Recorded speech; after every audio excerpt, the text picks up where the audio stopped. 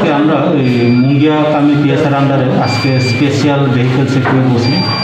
আজকে আমাদের যে গ্রুপে আছেন 71 ব্যাটালিয়নের শিব অরুণ কুমার বাগদি এবং ইন্সপেক্টর মঙ্গল সিং আছেন।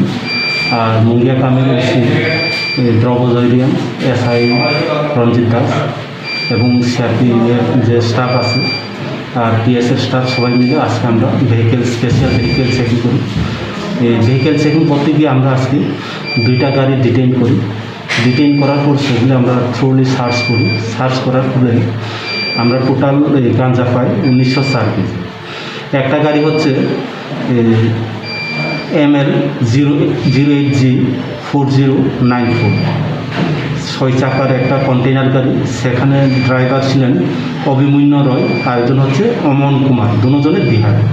সেখানে পাওয়া যায় 1072 কেজি। আর আরেকটা গাড়ি যার নাম্বার হচ্ছে PB10DZ9404, এই গাড়িতে ড্রাইভার পাওয়া যায় প্রদীপ সিং, উনি হচ্ছেন পাঞ্জাবের। সেখানে পাওয়া যায় 832 কেজি। 2টা গাড়ি মিলে টোটাল 1904 কেজি ড্রাই গাঁজা পাওয়া যায় এবং যার বাজার মূল্য হবে প্রায় 1 কোটির উপরে। কোন জায়গার থেকে ধরা হয়েছে?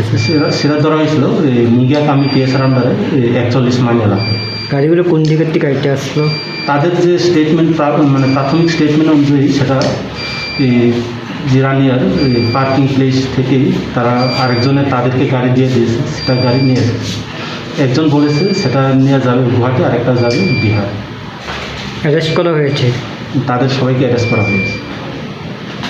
স্যার, আগামী দিনেও কি আপনাদের এরকম অভিযান জারি থাকবে?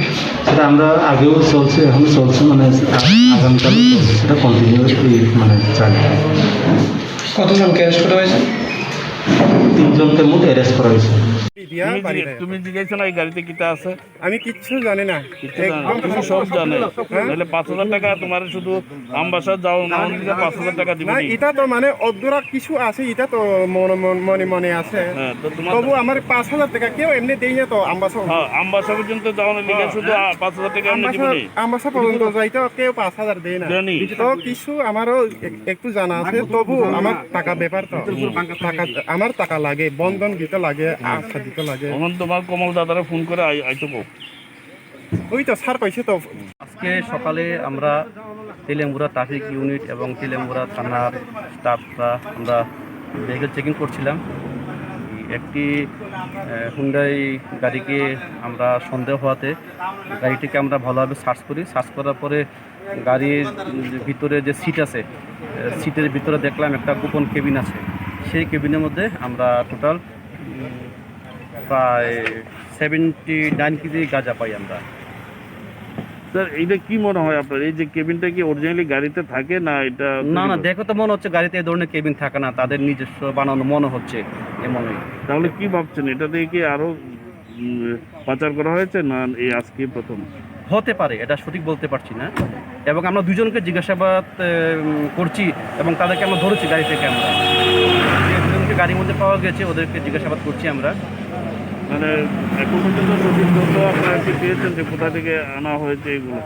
অ্যাকচুয়ালি ওরা তো সত্যি কথা বলছে না। একবার বলছে জিরানিয়া, একবার বলছে হেজামারা, একবার বলছে ললিত বাজার, একবার বলছে বিশ্রামগঞ্জ। সঠিক কথা এখনো বলছে না, পরে বেরিয়ে আসবে ইনভেস্টিগেশনে।